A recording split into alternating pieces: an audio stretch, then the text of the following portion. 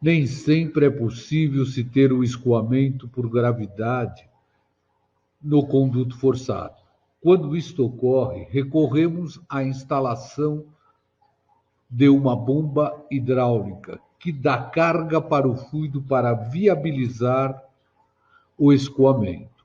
Esta carga é denominada de carga manométrica, que varia com a vazão do fluido, como pode ser observado no gráfico fornecido pelo próprio fabricante.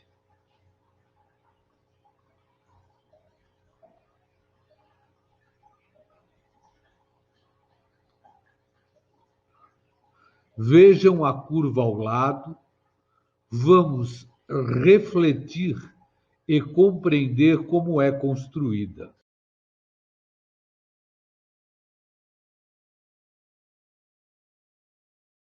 Bom, um exemplo de curva de bomba, quando o fabricante me dá a curva do HB em função da vazão e do rendimento em função da vazão separados.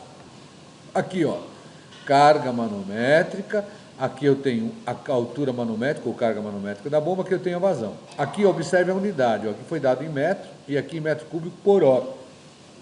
Importante observar que o fabricante especificou a rotação nominal, ó.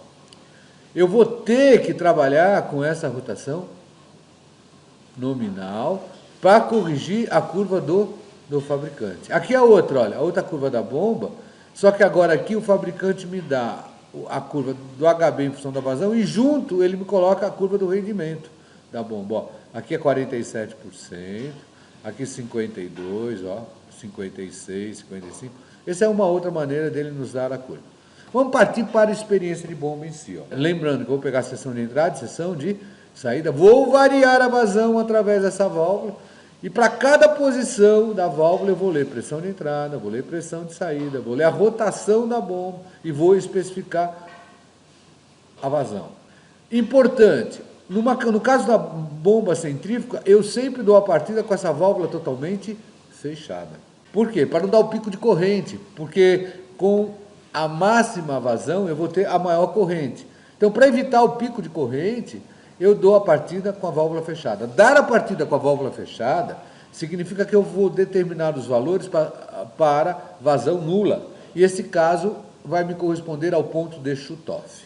Aqui é um exemplo de bancadas, eu tenho no caso 8 bancadas, das bancadas de 1 a 6 é a situação similar a essa, e na bancada 7 e 8 eu teria algo similar ao que eu estou vendo aqui. E aqui, olha, é o medidor de vazão eletromagnético, tá? Ele não me apresenta perda de carga nenhuma.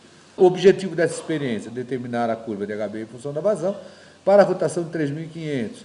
Por quê? Porque essa é a rotação nominal do fabricante e vou comparar com a curva do fabricante. Nós vamos adotar o PHR no eixo da bomba. A partir daí nós vamos ter que a cota de entrada é zero e a cota de saída ela vai ser medida. Na verdade, essa cota de saída seria o nosso próprio ΔZ, entre a seção de entrada e a seção de saída da bomba.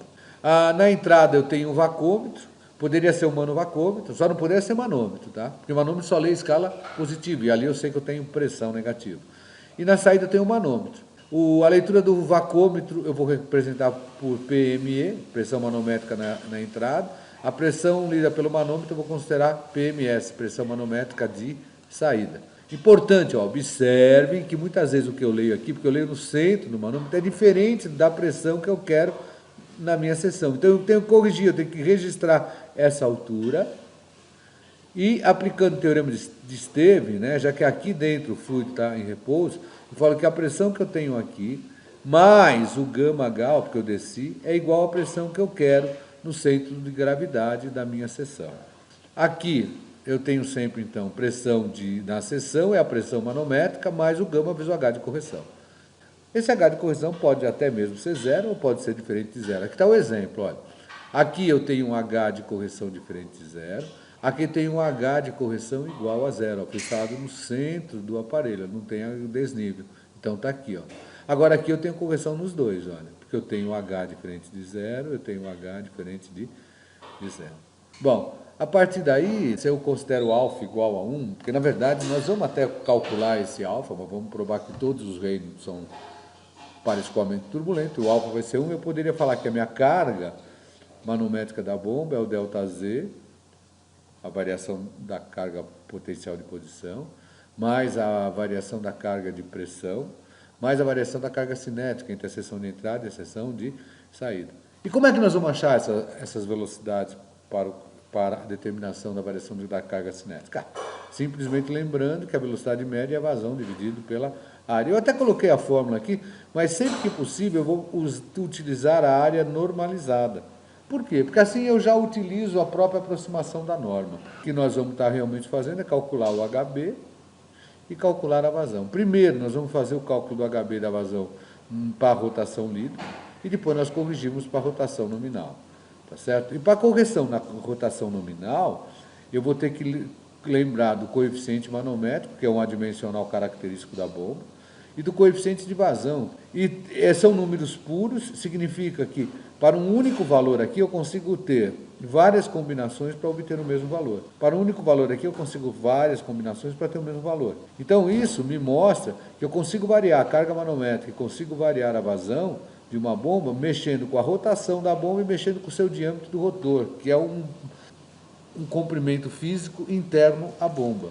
E a correção eu obtenho assim, ó, igualando o φ de 3.500 com o φ experimental, e a partir daí eu vou ter que a vazão na minha rotação nominal vai ser sempre, olha, a minha rotação nominal dividida pela rotação lida vezes a vazão experimental.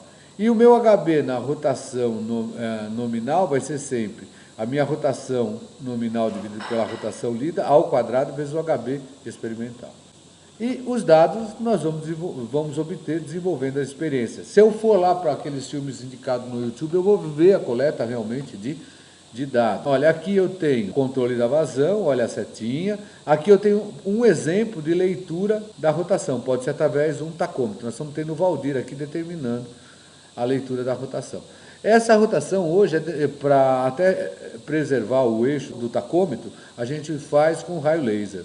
Aqui eu estou deixando variar um ΔH e cronometrando o tempo para determinação da vazão de forma direta. Eu poderia também determinar, como na nossa bancada de laboratório, através de um medidor de vazão eletromagnético ou similar. Com as leituras anteriores, criamos uma tabela de dados. Está aqui um exemplo de tabela de dados. Olha, aqui é um ponto 7, é o meu ponto de shutoff, válvula totalmente fechada. Observem que no ponto de shutoff eu tenho a maior pressão de saída e a maior pressão de entrada. À medida que eu for abrindo a válvula, olha, a pressão de saída vai diminuindo. Aqui eu tenho os Hs de correção, aqui eu tenho o ΔH que tem o tempo, e aqui tem a rotação lida. O ΔZ, lembrando que se eu adoto o pHr no eixo da bomba, o Z é zero, então esse 22,5 é o ZS.